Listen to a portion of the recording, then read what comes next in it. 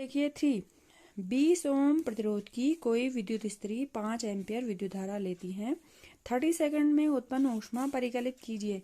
फिर से बच्चों वही चीजें देखिए, क्वेश्चन में क्या दिया गया है, आर प्रतिरोध आर दिया गया है, धारा आई दी गई है और समय टी दिया गया है। हमने ऊष्मा निकालनी है। फिर से आप इसी सूत्र का प्रयोग करेंगे, H = I² RT, क्योंकि क्वेश्चन में सीधे सीधे आई दिया है, आर दिया है, टी दिया है, तो आपको सीधे सीधे आपको H का मान मिल जाएगा। आप H का मान आसानी से प्रश्न में दिए गए मानों के अनुसार ज्ञात कर सकते हैं। अब देखिए अगला क्वेश्चन, कोई विद्युत मोटर 220 वोल्ट के विद्युत स्रोत से 5 एम्पियर विद्युत धारा लेती है। मोटर की शक्ति निर्धारित कीजिए तथा 2 घंटे में मोटर द्वारा उपभोग ऊर्जा परिकलित कीजिए। इसमें देखिए बच्चों, सबसे पहले क्वेश्चन में जो दिया गया है वो नोट कीजिए। क्वेश्चन में दिया गया है 220 वोल्ट का विद्युत स्रोत है, यानी विभवांतर V = 220 वोल्ट, विद्युत धारा I = 5.0 एम्पियर और समय T = 2 आवर्स। तो यहाँ पर आप ध्यान देना कि आप इनको आप आवर्स में भी रहने दे सकते हैं। अभी चलिए आगे देखते हैं क्या होता है। अब देखिए, हमने मोटर की शक्ति निर्धारित कीजिए। मोटर की शक्ति यानी हमको सबसे पहले P चाहिए। आप जो है P के अलग अलग सूत्रों को याद करेंगे।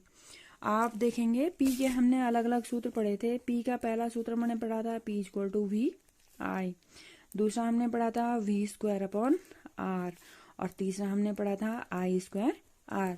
मैंने कहा था प्रश्न में दिए गए मानों के आधार पर हम सूत्र का प्रयोग करते हैं। यहाँ पर जो प्रश्न में दिया गया है, देखिए विभवांतर V दिया गया है और धारा I दी गई है, तो सीधे सीधे हम सूत्र का प्रयोग करेंगे। P = VI, V दिया है, I दिया है, मान रखेंगे तो हमको P मिल जाएगी।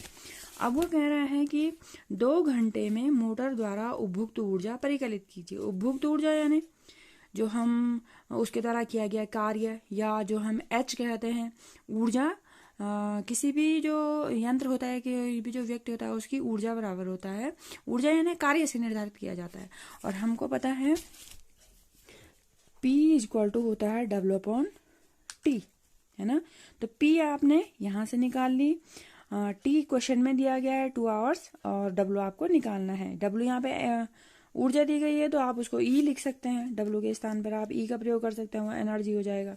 तो P का मान दिया है, T का मान दिया है, आपको E का मान मिल जाएगा।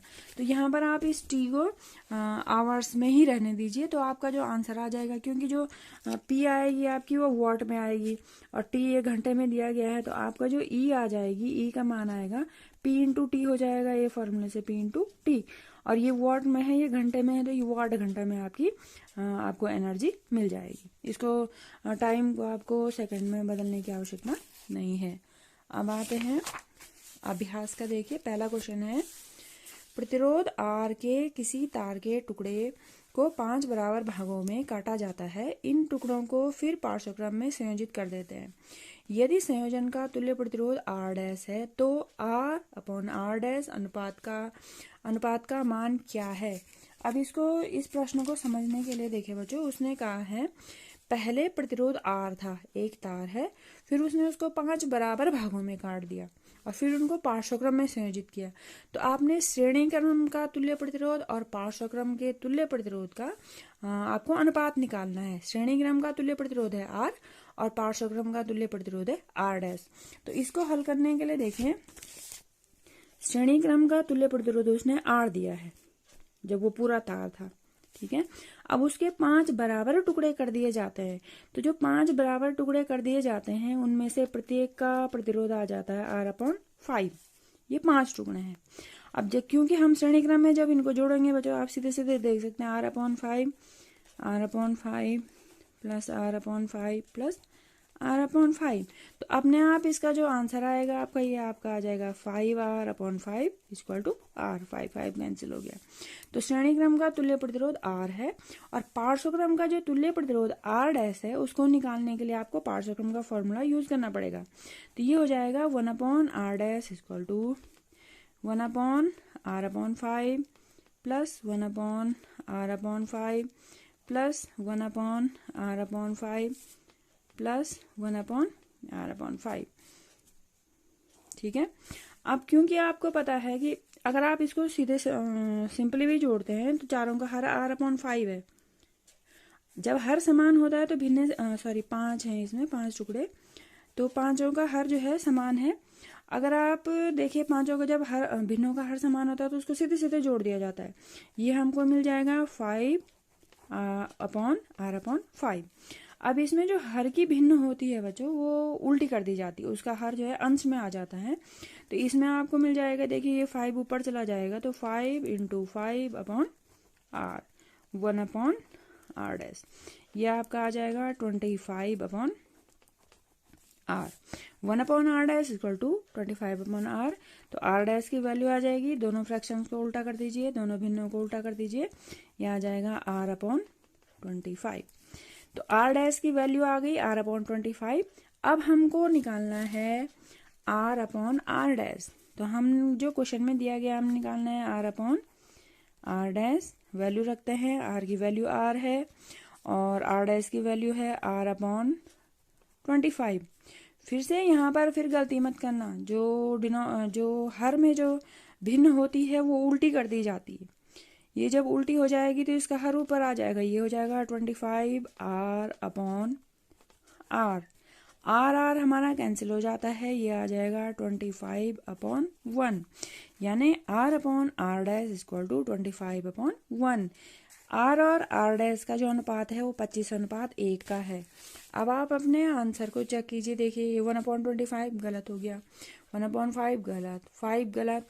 तो ये 25 दिया गया था, 25 अपॉन 1 को जो है 25 लिखा जाता है। तो इस तरह से इसका आंसर आपका डी वाला सही आ जाता है। और क्वेश्चन को जब आप हल करेंगे बच्चों पूरे मेथड से आप उसको करना, क्योंकि वो आपके लिए फायदेमंद होगा। क्वेश्चन 2 है, निम्नलिखित में से कौन सा पद विद्युत परिपथ में विद्युत शक्ति को निरूपित नहीं करता है। तो देखिए अभी हमने P के फॉर्मूला पढ़े, I²R सही है, IR² गलत है, VI सही है, V² अपॉन R भी सही है। तो इसमें कौन सा वाला गलत हो गया, B वाला गलत है। थर्ड क्वेश्चन देखिए, किसी विद्युत बल्ब का अनुमतांक 220 वोल्ट 100 वाट है, यानी उस बल्ब का जो विभवांतर दिया जाता है वो 220 वोल्ट है और उसकी जो पावर है, उसकी जो शक्ति है वो 100 वाट की। 220 वोल्ट पर उसकी पावर 100 वाट की है। जब इसे 110 वोल्ट पर प्रचालित करते हैं, यानी जब उसको इतना विभवांतर दिया जाता है, तब इसके द्वारा उपभुक्त शक्ति कितनी होती है, तब P का मान निकालना है। 220 वोल्ट पे 100 वोल्ट है तो 110 वोल्ट पे कितने उसकी पावर हो जाएगी। इसके लिए सबसे पहले हम इसके जो विद्युत बल्ब है उसके R का मान निकालते हैं, क्योंकि जब जो बल्ब यहाँ पर पहले परिपथ में लगाया गया और फिर उसको 110 वोल्ट के परिपथ पे लगाया गया, उसका प्रतिरोध R समान होता है और फिर उस R के आधार पर हम P का निर्धारण करते हैं। तो सबसे पहले हम उसके R को निकालने के लिए देखें, सबसे पहले दिया है उसने 220 वोल्ट उसका विभवांतर है और P का मान दिया गया है 100 वाट। अब इसमें देखिए पहले हम R का मान नहीं निकाल सकते हैं, पहले हम P का फॉर्मूला यूज करते हैं, P = VI। अब हमने इस फॉर्मूला को यूज किया, तो इस फॉर्मूले को यूज करके हम जो इसकी धारा है, धारा के मान को निकालते हैं पहले, या हम सीधे सीधे जो है कौन सा फॉर्मूला यूज करेंगे, क्योंकि हमको क्या निकालना है R। तो सीधे सीधे हम फॉर्मूला यूज करते हैं, P बराबर होता है, 3 फॉर्मूले मैंने आपको बताया है, VI, V² अपॉन R और तीसरा मैंने आपको बताया I² R। तो इसमें क्योंकि जो प्रश्न में VP दिए हैं और हमको R निकालना है, तो हम इस फॉर्मूले का यूज करते हैं। ये हो जाएगा P = V² अपॉन R। हम वैल्यू पुट करते हैं, वैल्यू रखते हैं, P = 100 वाट, यहाँ पर आ जाएगा 220 वोल्ट का स्क्वायर अपॉन R। अब हमको R का मान निकालना है, तो R को हम यहाँ पहुंचा देते हैं, R = 220 volt into 220 volt upon 100। अब 100 के दोनों जीरो यहाँ कैंसिल हो जाते हैं और 22 × 22 आप निकाल सकते हैं, कितना आएगा, जितना भी आता है उसको निकालिए। अब इसमें हमको R हमको मिल गया है, ठीक है। अब जो सेकंड केस दिया गया है, सेकंड केस में बच्चों, क्योंकि मैंने कहा ना प्रतिरोध दोनों में समान है, बल्ब तो वही है, तो सेकंड केस के लिए चेंज क्या हुआ है, सेकंड केस के लिए उसका वोल्टेज चेंज हुआ है, विभवांतर उसका चेंज हुआ है। तो दूसरी स्थिति में आप यहाँ पे लिखेंगे द्वितीय स्थिति के लिए V equal to 110 volt, R same है उसका जो आप यहाँ पर निकालते हैं, इस दोनों को गुणा करके ये आपका आ जाता है। और यहाँ पर फिर से हमको क्योंकि क्या निकालनी है, उसकी शक्ति निकालनी है, तो शक्ति निकालने के लिए हम फिर से उसी फॉर्मूले का यूज करते हैं, V स्क्वायर अपॉन R, क्योंकि V दिया है, R हमने यहाँ पे निकाल दिया है, V स्क्वायर अपॉन R, तो V में आपका आ जाएगा 110 इंटू 110 अपॉन, और R की वैल्यू आप रखेंगे तो आपको यहाँ पे P का मान मिल जाएगा। तो P का मान आप ज्ञात कर सकते हैं इस तरह से। और प्रश्न को हल करते समय जो आप गुणा भाग में इस तरह से छोटी छोटी गलती करते हैं, आप उसको मत कीजिए, ध्यान से देखिए, और जहां पर आपको नहीं आता है वहां पर आप प्रश्न पूछिए कि यहाँ पर ऐसा क्यों हो गया। कोई भी सूत्र है या कहीं पर भी हम उसका मान रख रहे हैं तो उसका मान, उसके लिए आप पूछिए।